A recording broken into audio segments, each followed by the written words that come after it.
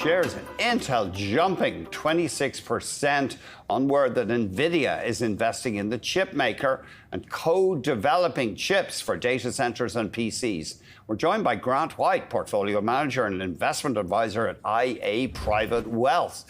Great to see you, Grant. What's your take on this Intel-Nvidia deal? Yeah, great to see you too, Andy.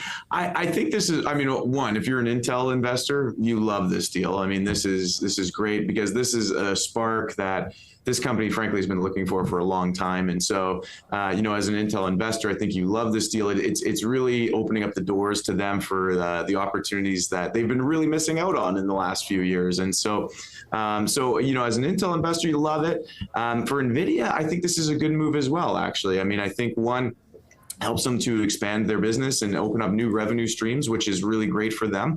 Especially if if you're an Nvidia investor, you're wondering where the next steps are. Well, this is one of those next steps for Nvidia, and it's going to open up new doors for them as well. So I really like it overall from an Nvidia side. I like it from an Intel side as well. So long story short is I think it's a good deal, and I think it's going to help to bring a little bit more prosperity to the chip industry as well.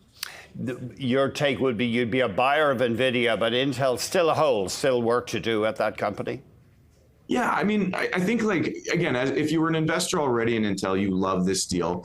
The question I still have is execution. And so with that veil of uncertainty around what this is all going to look like, I think that, I'd be happy to hold on to Intel at this point. Nvidia is just more exciting to me.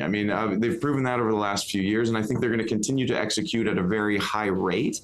And to me, that's more important. And so I think that, if I had to choose between one of the two, I'm still choosing Nvidia. Now, I'm going to put a big caveat on that, though, because, obviously valuation is important. And so it's no surprise that Nvidia is a great company. Everybody knows that today. So buying Nvidia at a good price is a very difficult thing to do. But I think that, it's worthwhile having a smaller percentage in your portfolio certainly allocated to Nvidia, because this company keeps hitting them out of the park. They keep hitting like singles and doubles on a regular basis here, or triples. And I think that you can expect that that's likely going to continue to happen for the foreseeable future. I think as we unpack this AI innovation, Nvidia is a company that's at the forefront on it, and there's no reason to think they won't be for quite some time. Let's get to some of your favorite stocks. Meta Platforms, massive investment in AI, and of course they've got these virtual reality goggles. Why do you favor this stock? Yeah, I'm not wearing the goggles today. I wish I had a pair. They look pretty cool. But, I like Meta for a lot of reasons. We've owned this company for a long time. I think from a valuation perspective, if you have missed out a little bit on the boat, if you've got some FOMO because your neighbors have done really well in AI stocks, I think Meta is a good company to enter into at this stage. You're getting a slightly better pricing as compared to some of the other companies, Nvidia included, as I talked about earlier. So I think Meta is at a better price point. Not that it's cheap, but it's a better price point than some of the other AI stocks you might get into. Again, Meta also has a good track record of innovation.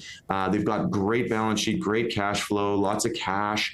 And so I think for a lot of reasons, you can feel really comfortable with it. Now, Meta is playing a bit of a catch-up game, and as they've been investing a lot in, trying to attract new talent to their company. So we're going to see how well they do in that over the next little while and see how they can monetize AI.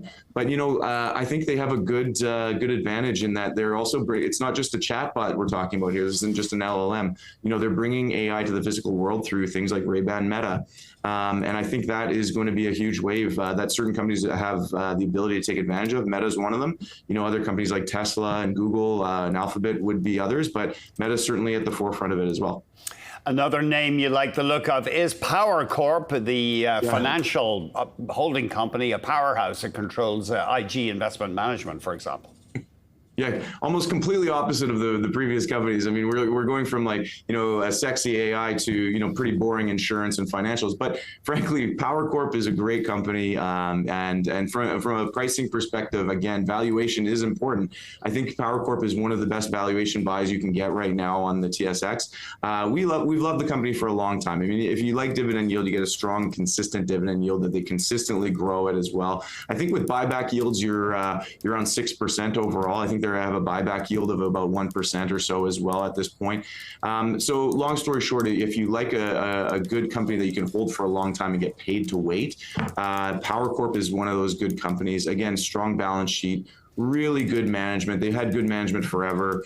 And so we're quite confident in this as a core holding in a portfolio. It's not going to be sleek and sexy like some of those other companies out there, but it's going to be steady and give you good consistent growth year over year. And then your final idea here is a company trading on the NASDAQ called CNX Resources. What do they do and why do you see upside here? Yeah, so CNX is a energy producer. One of the reasons I like it a lot is because one, they're they're in the space where a lot of people want to be in, like natural gas and less carbon intensive energy production and so on. And so CNX is actually a unique company. It's not a big company, but a unique company in that they control multiple levels of the stream. So like at the top of the stream and as well as midstream, they have pipelines as well. And so they control more of their cost measures, which is something that we really like, which obviously is important when you're talking about energy.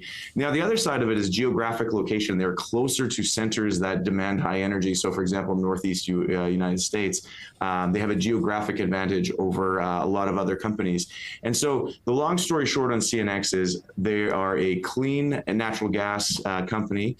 They have more control over cost because of their upstream and midstream control, and their geographic location gives them an advantage as well. And they've just shown that they can execute on this.